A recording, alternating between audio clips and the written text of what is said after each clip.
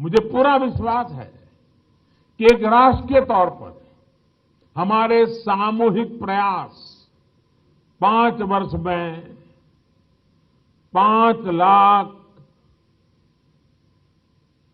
Crore dollar के आर्थिक पड़ाव तक, 5 ट्रिलियन डॉलर के आर्थिक पड़ाव तक हमें जरूर पहुंचाएंगे।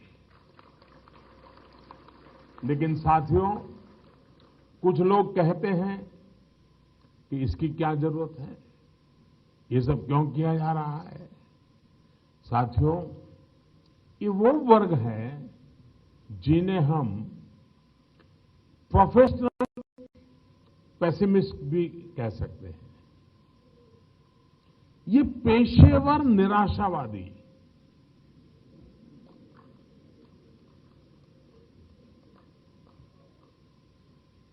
और ये पेशेवर निराशावादी सामान्य लोगों से बिल्कुल अलग होते हैं, कटे हुए होते हैं। मैं आपको बताता हूं कैसे। आप किसी सामान्य व्यक्ति के पास समस्या लेकर जाएंगे तो वो आपकी समस्या को समझ करके उपाय खोजने में आपका साथी बन जाएगा और कभी कभी समाधान देगा भी।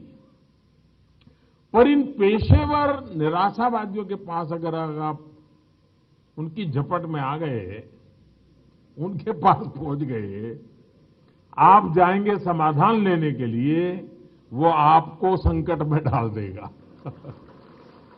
समाधान को संकट में कैसे बदलना, ये पेशेवर निराशावादियों के उसमें बड़ी मास्टरी होती है। साथियों, किसी भी विचार की विवेचना भी जरूरी होती है और आलोचना भी जरूरी होती है। और 5 ट्रिलियन डॉलर के संबंध में देश में उत्साह भरना, ये भी तो जिम्मेवारी है। वरना यही रोते रहेंगे, ये नहीं हो सकता, ये मुश्किल है, ये नहीं होगा, वो नहीं होगा, ऐसा सोचा जाता है क्या?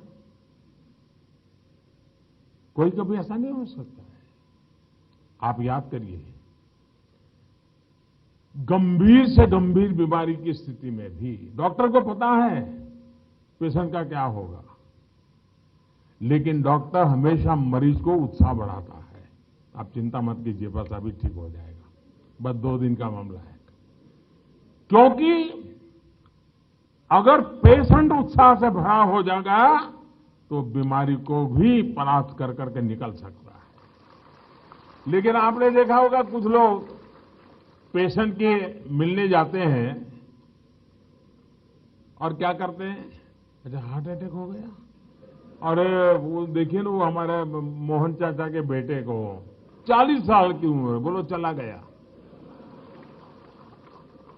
उधर गए थे, उनका एकदम जवान बेटा, अभी तो शादी तय हुई थी, चला गया।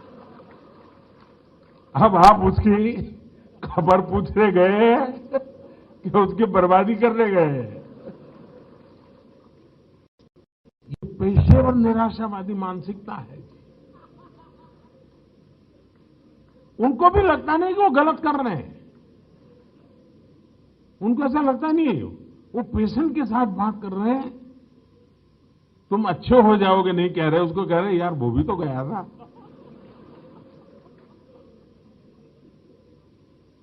साथियों, सकारात्मक माहौल मरीज में भी नई ऊर्जा भर देता है। साथियों, देश को ऐसे नकारात्मक लोगों से सतर्क रहने की जरूरत है।